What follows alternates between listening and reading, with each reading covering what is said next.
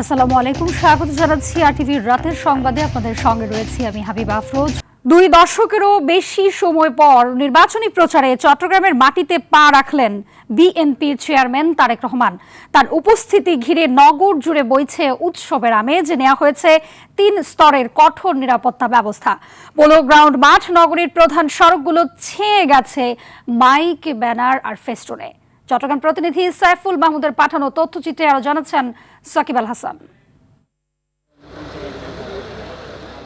দীর্ঘ অপেক্ষার অবসান ঘটিয়ে শনিবার সন্ধ্যা 7:15টায় বিমান বাংলাদেশ এয়ারলাইন্সের একটি ফ্লাইটে চট্টগ্রামের শাহ আমানত আন্তর্জাতিক বিমানবন্দরে নামেন বিএনপি চেয়ারম্যান তারেক রহমান। দলের সর্বোচ্চ নেতাকে স্বাগত জানান কেন্দ্রীয় ও মহানগর বিএনপির নেতারা।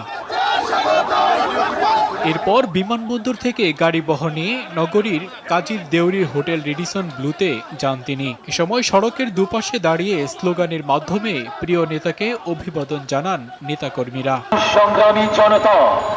এদিকে মহাসমাবেশ উপলক্ষে প্রস্তুত নগরীর পোলো গ্রাউন্ড মাঠ। নেওয়া হয়েছে 3 স্তরের বাড়তি নিরাপত্তা ব্যবস্থা। মোতায়েন করা হয়েছে প্রায় 2000 পুলিশ সদস্য। 25 তারিখ এই চট্টগ্রামে এই মহাসমাবেশটি একটি মহাসমাবেশে রূপান্তরিত হবে বলে আমি বিশ্বাস করি। স্টেজের কাজ চলছে কয়েকদিন ধরে। জনসভায় চট্টগ্রামের 16টি আসনের বিএনপির প্রার্থীরা উপস্থিত থাকবেন। শুধুমাত্র বিএনপি নেতাকর্মী নয়, পুরো চট্টগ্রাম মানুষের মধ্যে প্রাণ চাঞ্চল্যের সৃষ্টি হয়েছে, উচ্ছ্বাসের সৃষ্টি হয়েছে। শান্তি শৃঙ্খলা বজায় রাখার জন্য সব ধরনের ব্যবস্থা আমরা করেছি। এর আগে সর্বশেষ 2005 সালে দলীয় সফরে চট্টগ্রাম আসেন তারেক রহমান। চট্টগ্রামে জনসভা শেষে ঢাকা ফেরার পথে ফেনী, কুমিল্লা ও নারায়ণগঞ্জের কয়েকটি জনসভায় বক্তৃতা করবেন তারেক রহমান। সাকিব আল হাসান, আরটিভি। শিশুদের নিয়ে বিএনপি আলাদা পরিকল্পনা রয়েছে জানিয়ে দলটির চেয়ারম্যান তারেক রহমান বলেছেন, ক্ষমতায় গেলে প্রাথমিক শিক্ষায় গুরুত্ব দেওয়া হবে, যোগ্য করে গড়ে তোলা হবে শিক্ষকদের। সাইবার বুলিং প্রতিরোধ সহ নারীর সুরক্ষায় তার নানা পরিকল্পনা রয়েছে বলেও জানান বিএনপির চেয়ারম্যান। রিল প্রতিযোগিতায় বিজয়ীদের নিয়ে আয়োজিত অনুষ্ঠানে এসব কথা বলেন তিনি। আরও জানাচ্ছেন শামীম চৌধুরী।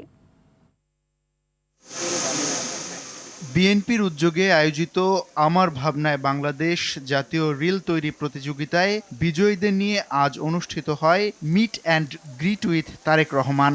কন্যা ব্যারিস্টার জাইমা রহমানকে সঙ্গে নিয়ে প্রতিযোগিতায় বিজয়ীদের সঙ্গে মত বিনিময় করেন বিএনপি চেয়ারম্যান। রাজধানীর গুলশানে বিচারপতি শাহাবুদ্দিন পার্কে এ অনুষ্ঠানে তারেক রহমানের কাছে দেশ নিয়ে নিজেদের ভাবনাগুলো তুলে ধরেন বিজয়ীরা। শিশুদের মোবাইলে আসক্তি এবং শিশুদের প্রতি সহিংসতা কিভাবে বন্ধ করা যায় এ নিয়ে কথা বলেন জাইমা রহমান। কমিউনিটি ডেস্ক যদি করা যায় তো হয়তোবা যদি এলাকায় যদি কিছু ঘটে তাহলে ওখানে এলাকার মানুষরাই ওইভাবে জিনিসটাকে ম্যানেজ করতে পারবে। ওইভাবে যদি লোকালি জিনিসটাকে একটু ঠিকঠাক করা যায়, তবে ছোটবেলা থেকে বাচ্চাদেরকে শেখানো যায় যে কি ঠিক কি সঠিক কি ভুল, তাহলে জিনিসটা অনেক কমে আসে। দেশ গঠনে বিএনপির সুদূর প্রসারী পরিকল্পনার কথা বলেন তারেক রহমান।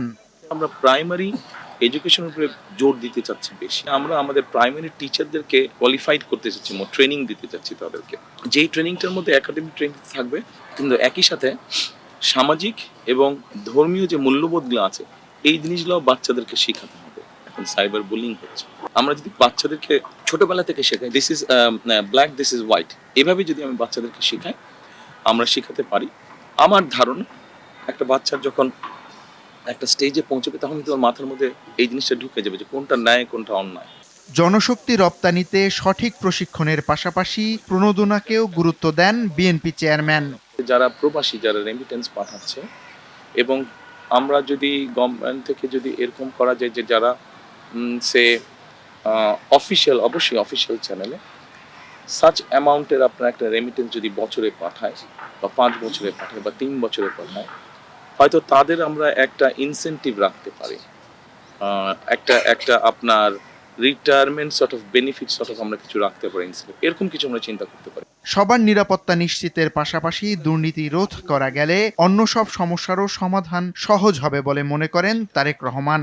আমরা যেটাই করি না কেন আমাদেরকে শুরুটা করতে হবে। শামীম চৌধুরী, আরটিভি, ঢাকা। আমেরিকার সঙ্গে জামায়াতে ইসলামীর গোপন আঁতাত হয়েছে বলে দাবি করেছেন বিএনপির মহাসচিব মির্জা ফখরুল ইসলাম আলমগীর। বলেন, ফিলিস্তিনে যখন নিরীহ মানুষ হত্যা করা হচ্ছে তখন এ ধরনের আঁতাত বাংলাদেশের জন্য গভীর উদ্বেগের বিষয়। সন্ধ্যায় ঠাকুরগাঁও 1 সংসদীয় আসনের এক নির্বাচনী পথসভায় এসব কথা বলেন তিনি। মির্জা ফখরুল আরও বলেন, যুক্তরাষ্ট্র ও জামায়াতের আঁতাত ভবিষ্যতে দেশের শান্তি শৃঙ্খলা ও সার্বভৌমত্বের জন্য ক্ষতিকর হয়ে উঠতে পারে।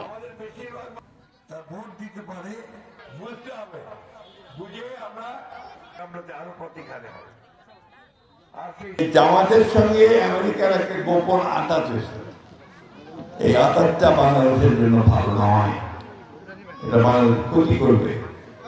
আমার যখন প্যালেস্টাইনের মানুষকে হত্যা করা হচ্ছে, কাশ্মীরে হত্যা করা হচ্ছে, তখন এই আঁতাতটা বাংলাদেশের শান্তি শৃঙ্খলা সার্বভৌমত্বের জন্য ক্ষতিকর হয়ে দাঁড়াতে পারে। তারেক রহমানের বিরুদ্ধে করা এনসিপির আচরণবিধি লঙ্ঘনের অভিযোগ সম্পূর্ণ মিথ্যা বলে মন্তব্য করেছেন দলের সিনিয়র যুগ্ম মহাসচিব রুহুল কবির রিজভী। শনিবার সকালে রাজধানীর বনানী কবরস্থানে আরাফাত রহমান কোকোর মৃত্যুবার্ষিকীতে কবর জিয়ারত শেষে কথা বলেন তিনি। এ সময় তিনি আরো বলেন, তারেক রহমানের নেতৃত্ব গুণ ও বক্তব্যে ঈর্ষান্বিত হয়ে প্রতিপক্ষরা জনগণের মাঝে বিভ্রান্তি ছড়াচ্ছে। আওয়ামী লীগ সরকার আমলে নির্যাতনের কারণে আরাফাত রহমান কোকোর মৃত্যু হয়েছে বলেও এ সময় দাবি করেন এই বিএনপি নেতা। এটি একটি পরিকল্পিত হাইপার প্রোপাগান্ডার অংশ। জনাব তারেক রহমান তিনি তার যে ডিসেন্ট কথাবার্তা, তার যে চমৎকার বক্তব্য এবং জনগণের সাথে সম্পর্কিত এবং জনগণের সাথে মিথস্ক্রিয়ার মাধ্যমে তার বক্তব্য যে আজকে প্রশংসিত হচ্ছে, তার নেতৃত্ব যে আজকে সারা দেশের মানুষের কাছে গ্রহণযোগ্য, এটিকে মেলাইন করার জন্য, এটি জনগণের কাছে বিভ্রান্তি তৈরি করার জন্য কথা বলা। এদিকে শহীদ প্রেসিডেন্ট জিয়াউর রহমান ও প্রয়াত সাবেক প্রধানমন্ত্রী খালেদা জিয়ার ছোট ছেলে আরাফাত রহমান কোকোর 11তম মৃত্যুবার্ষিকী উপলক্ষে দোয়া ও মিলাদ মাহফিলের আয়োজন করেছে বিএনপি। বিকেলে গুলশানে বিএনপি চেয়ারম্যানের রাজনৈতিক কার্যালয়ে আরাফাত রহমান কোকোর আত্মার শান্তি ও পরিবারের সুস্থতা কামনায় মোনাজাত করা হয়। বিএনপি চেয়ারম্যান তারেক রহমান সহ স্থায়ী কমিটির সদস্য ও বিভিন্ন পর্যায়ের নেতাকর্মীরা এতে অংশ নেন।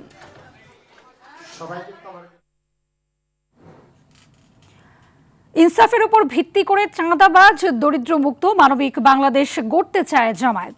বগুড়ায় নির্বাচনী সমাবেশে অংশ নিয়ে এই মন্তব্য করেছেন দলটির আমির ডাক্তার শফিকুর রহমান। গাইবান্ধায় আয়োজিত জনসভায় অংশ নিয়ে আমির বলেন, ক্ষমতায় গেলে চাঁদাবাজদের ও সম্মানজনক কাজ দেয়া হবে। তিনি আরো বলেন, আমরা যুবকদের বেকার ভাতা নয়, দক্ষ হিসেবে গড়ে তুলতে চাই। সকালে রংপুরের শহীদ আবু সাইদের কবর জিয়ারত করে নির্বাচনী প্রচার শুরু করেন তিনি। প্রতিনিধিদের পাঠানো তথ্যচিত্রে আরো জানাচ্ছেন আব্দুল হামিদ। 12 ফেব্রুয়ারির নির্বাচনকে সামনে রেখে প্রচারে ব্যস্ত সময় পার করছেন জামায়াতের আমির ডাক্তার শফিকুর রহমান। সকালে রংপুরের পীরগঞ্জ উপজেলার জাফরপাড়া গ্রামে 24-এর গণ অভ্যুত্থানে শহীদ আবু সাইদের কবর জিয়ারত করে তৃতীয় দিনের নির্বাচনী প্রচারণা শুরু করেন তিনি। এ সময় তিনি বলেন, দেশের চরম বিপদের সময় আমরা দেশে ছিলাম, আগামীতেও থাকবো। অন্যদের মতো দেশ ছেড়ে পালিয়ে যাব না। এই দেশের মাটিকে আমরা ভালোবাসি, এই জন্য চরম বিপদের সময় আমরা দেশে ছিলাম। আল্লাহ এখন আমাদেরকে মেহেরবানি করে দেশে রেখেছেন। কথা দিচ্ছি, আগামীতে পরিবেশ যাই হোক, আল্লাহ তাআলা আপনাদের সাথেই আমাদেরকে রাখবেন ইনশাআল্লাহ। আমরা দেশ ছেড়ে অন্য কোনো জায়গায় ঠিকানা খুঁজবো না। এরপর গাইবান্ধার পলাশবাড়িতে 10 দলীয় নির্বাচনী ঐক্য আয়োজিত জনসভায় অংশ নিয়ে আমির বলেন, চাঁদাবাজদেরকেও সম্মানজনক কাজ দেওয়া হবে। তোমাদের মা বাপকে কেউ চাঁদাবাজের মা বাপ আর বলবে না, তোমার স্ত্রীকে কেউ চাঁদাবাজের স্ত্রী বলে খুঁটা দেবে না। আর মাঝে মাঝে মানুষের জালে বন্দী হয়ে তোমাদেরকে বিপদে পড়তে হবে না, তোমরাও সম্মানের সাথে বসবাস করবা ইনশাআল্লাহ। এইভাবে প্রত্যেকটা হাতকে আমরা প্রত্যেকটা হাতে কাজ তুলে দিয়ে সম্মানের হাত বানাতে চাই। পরে বগুড়ার মোকমতলায় এক পথসভায় বক্তব্য রাখেন ডাক্তার শফিকুর। এরপর শহরের আলতাফুন্নেসা খেলার মাঠে এক সমাবেশে যোগ দিয়ে একটি দল 10 টাকা কেজি দরে চাল দেওয়ার কথা বলে জনগণের সঙ্গে ধোঁকাবাজি করছে। একদল তারা সরকারে আসার আগে 10 টাকা দরে চালের কথা বলেছিলেন। আপনারা 10 টাকা দামে কে কে এখন চাল কিনেন? একটা হাত নাই। তার মানে এই সমস্ত নবাব, এই সমস্ত ধোঁকা দেওয়া হয়েছিল বগুড়ার শেরপুরের পথসভায় বক্তব্য দেন আমির। সিরাজগঞ্জে 2টি জনসভায় অংশ নিয়ে পাবনার সমাবেশে বক্তব্য দেবেন তিনি। আব্দুল হামিদ, RTV। রাজধানীতে ভোটারদের মন জয় করতে মাঠে নেমেছেন বিএনপি, জামায়াত সহ বিভিন্ন দলের প্রার্থীরা। ঢাকা 11 আসনের প্রার্থী ও জাতীয় নাগরিক পার্টির আহ্বায়ক নাহিদ ইসলাম ভোট ও দোয়া চেয়ে বলেন, নির্বাচন কমিশন নিরপেক্ষ আচরণ না করলে ব্যবস্থা নেবেন তারা। নিজ এলাকার মানুষের উন্নয়নে প্রতিশ্রুতি দিয়েছেন ঢাকা 16 আসনের বিএনপির প্রার্থী আমিনুল হক। আর জানাচ্ছেন AR বাদল। 13তম জাতীয় সংসদ নির্বাচনকে সামনে রেখে জমে উঠেছে নির্বাচনী প্রচার। ঢাকার অলিগলি আর বস্তিতে ভোটারদের দোয়া আর ভোট চাইতে চষে বেড়াচ্ছেন প্রার্থীরা। আমরা ক্ষমতায় গেলে ঢাকা নয় সমন্বিত ড্রেনেজ মাস্টার প্ল্যান খাল উদ্ধার করে ওয়ার্ড ভিত্তিক স্থায়ী পানি নিষ্কাশনের ব্যবস্থা করে এগুলি হবে আমাদের প্রথম অগ্রাধিকার। ঢাকা 11 আসনে বিএনপি মনোনীত প্রার্থী হাতিরঝিল এলাকায় প্রচার চালিয়েছেন পিঠা উৎসবের মধ্য দিয়ে। নির্বাচন আসলে অনেকে দাঁড়াবে, সকালে মিলেমিশে একটা সৌহার্দ্যপূর্ণ পরিবেশে, আনন্দঘন পরিবেশে আমরা নির্বাচনটা করবো। যেই বিজয় হবে তার সাথে মিলে আমরা কাজ করব। একই আসনে ভাটারা এলাকায় প্রচার চালান এনসিপির প্রার্থী নাহিদ ইসলাম। এ সময় ভোট চাইতে বাড়ি বাড়ি যান তিনি। একটা নীরব সমর্থক তারা রয়েছে আমাদের পক্ষে, যারা 12ই ফেব্রুয়ারি মূলত রায় দিবে, তাদের ভোটের মাধ্যমে যদি ভোটটা সুষ্ঠুভাবে দিতে পারে। ঢাকা 16 আসনে মিরপুর 7-এ বস্তিতে প্রচার চালিয়েছেন আমিনুল হক। এ সময় বস্তি পুনর্বাসন সহ নানান প্রতিশ্রুতি দেন তিনি। আমরা এই মানুষগুলোর কাছে আমরা প্রাথমিক স্বাস্থ্য সেবা পৌঁছে দিতে চাই বিনামূল্যে, এবং আমাদের এই এলাকায় আমরা জিরো টলারেন্স নীতি গ্রহণ করে মাদক, আমাদের চাঁদাবাজি থেকে আমরা এই এলাকাকে মুক্ত করব ইনশাল্লাহ। ঢাকা 6 আসনের প্রার্থীও নিজ এলাকার ভোটারদের সাথে জনসংযোগ করেন। বলেন, ভোটাররা যেসব সমস্যাকে প্রাধান্য দিবেন, জয়ী হলে আগে সেগুলো সমাধান করবেন তিনি। সরকার গঠন করতে পারি, অবশ্যই ওনাদের গ্যাসের সমস্যাটি আমরা অগ্রাধিকার দিয়ে সমাধানের জন্য চেষ্টা করব। রাস্তাঘাট একেবারে রক্ষণাবেক্ষণের অভাবে ভেঙে চুরমার হয়ে গিয়েছে, তো আমরা ওনাদেরকে আশ্বস্ত করেছি যে আমরা ডে 1 থেকে এই সকল বিষয়গুলো আমরা অগ্রাধিকার ভিত্তিতে আমরা সমাধানের জন্য চেষ্টা করব। ঢাকা 13 আসনে স্বামী ববি হাজ্জাজের পক্ষে শ্যামলী এলাকায় প্রচার চালিয়েছেন স্ত্রী সিনিয়র আইনজীবী ব্যারিস্টার রাশনা ইমাম। আমরা কাজ করে যাচ্ছি, শুধু প্রতিশ্রুতি দিচ্ছি না, এবং আমরা বিপুল ভোটে জয়ী হব, এটাই আমাদের বিশ্বাস। AR বাদল, RTV, ঢাকা। জাতীয় নির্বাচনে দেশকে অস্থিতিশীল করতে আন্ডারওয়ার্ল্ড সক্রিয় হওয়ার চেষ্টা করলে কঠোরভাবে নিয়ন্ত্রণ করা হবে বলে জানালেন ডিএমপির অতিরিক্ত police commissioner Shafiqul Islam.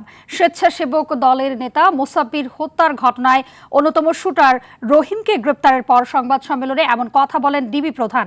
Police বলছে, রাজনৈতিক কারণ নয়, চাঁদাবাজি আর দখলদারির জন্য খুন হয়েছেন মোসাব্বির।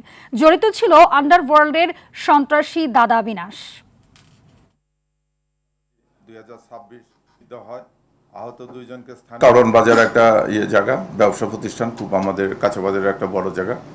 ওখানে সাধারণত ওটের দখল বাণিজ্য এবং চাঁদাবাজি কেন্দ্র করে এই হত্যাকাণ্ড সংঘটিত হয়েছে বলে। চাঁদাবাজদের আসলে কোনো দল নাই, আমরা প্রাথমিকভাবে করে দেখছি প্রায় 8-9টা গ্রুপ আছে ওখানে, বিভিন্ন নামে নামে তারা চাঁদা তোলে। এখন এই সিন্ডিকেটটা ভেঙে দেওয়ার আমরা চেষ্টা করতেছি। স্কয়ার ফুড অ্যান্ড বেভারেজ লিমিটেডের বার্ষিক বিক্রয় সম্মেলন 2026 অনুষ্ঠিত হয়েছে। কক্সবাজারের হোটেল সি প্যালেসে দিনব্যাপী এই সম্মেলন অনুষ্ঠিত হয়, যেখানে অংশ নেন দেশের বিভিন্ন অঞ্চলের sales, territory sales officer, area regional ও ডিভিশনাল সেলস ম্যানেজাররা। এসময় প্রধান অতিথি ছিলেন কোম্পানির ম্যানেজিং ডিরেক্টর অঞ্জন চৌধুরী। সম্মেলনে প্রতিষ্ঠানটির বিক্রয় কৌশল, বাজার সম্প্রসারণ, 2026 সালের লক্ষ্য নির্ধারণ সহ নানা বিষয় উঠে আসে। পরে 2025 সালের পারফরমেন্স অব দ্য ইয়ার সহ বিভিন্ন ক্যাটাগরিতে পুরস্কার প্রদান করা হয়। সবশেষ জমকালো সাংস্কৃতিক অনুষ্ঠানের মাধ্যমে এবারের সম্মেলন শেষ হয়। দেশের নির্মাণ খাতে রেডিমিক্স কংক্রিটের বর্তমান অবস্থা ও ভবিষ্যৎ সম্ভাবনা শীর্ষক সেমিনার আয়োজন করে ক্রাউন সিমেন্ট পিএলসি। রাজধানীর একটি হোটেলে আয়োজিত সেমিনারে দেশের খ্যাতনামা শিক্ষাবিদ, শিল্প বিশেষজ্ঞ ও পেশাজীবীরা অংশগ্রহণ করেন।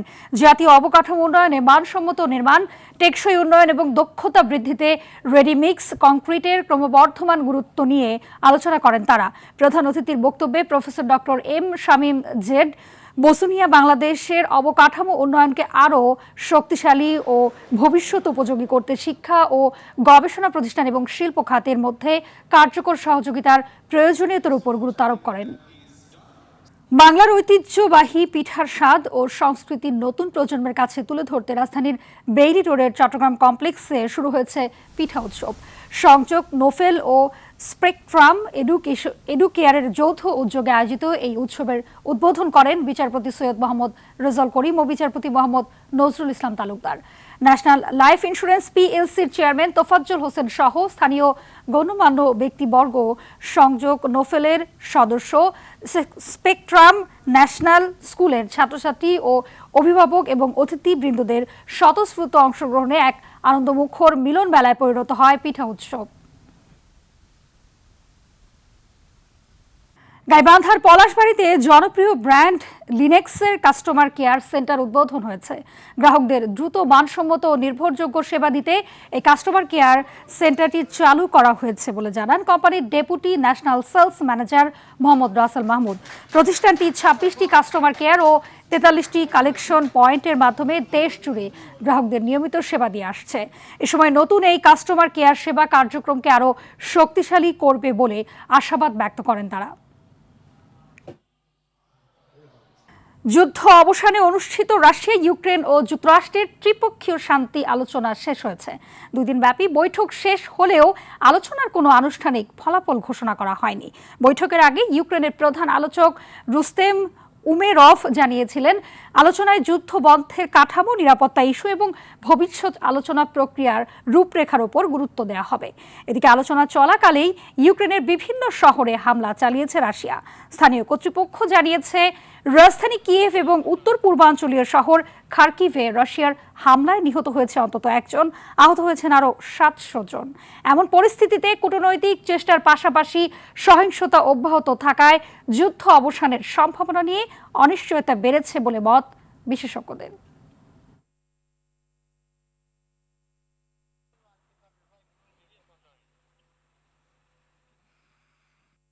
আফগানিস্তানে তুষারপাত ও ভারী বৃষ্টিতে গত 3 দিনে অন্তত 61 জন প্রাণ হারিয়েছেন।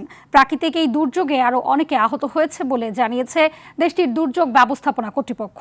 সামাজিক মাধ্যম এক্সে দেয়া এক পোস্টে জানানো হয়, উত্তর ও মধ্যাঞ্চলের বিভিন্ন প্রদেশে তুষারপাত ও ভারী বর্ষণে অন্তত 61 জন নিহত, কমপক্ষে 110 জন আহত হয়েছে। এছাড়া দেশের বিভিন্ন প্রান্তে 458টি ঘর আংশিক অথবা পুরোপুরি ক্ষতিগ্রস্ত হয়েছে। এই দুর্যোগে হতাহত ও ক্ষয়ক্ষতির পরিমাণ আরও বাড়তে পারে বলে আশঙ্কা জানিয়েছে সংস্থাটি। শেষ পর্যন্ত টি-20 বিশ্বকাপ থেকে বাংলাদেশকে বাদ দিল আইসিসি। সন্ধ্যায় এক ইমেইল বার্তায় বাংলাদেশের জায়গায় স্কটল্যান্ডকে নেয়ার কথা জানিয়েছে বিশ্ব ক্রিকেটের নিয়ন্ত্রক সংস্থা। আইসিসির কথায় ভারতের মাটিতে বাংলাদেশের জন্য বিশ্বাসযোগ্য নিরাপত্তা হুমকি না থাকা এবং টুর্নামেন্ট শুরু হতে কম সময় থাকায় বাংলাদেশের অনুরোধ রাখা সম্ভব নয় বলেও জানায় তারা। এ ঘটনায় কড়া প্রতিক্রিয়া জানিয়েছে পাকিস্তান ক্রিকেট বোর্ড। বাংলাদেশের সঙ্গে অন্যায় করা হয়েছে বলে মনে করেন পিসিবি সভাপতি মহসিন নকভি।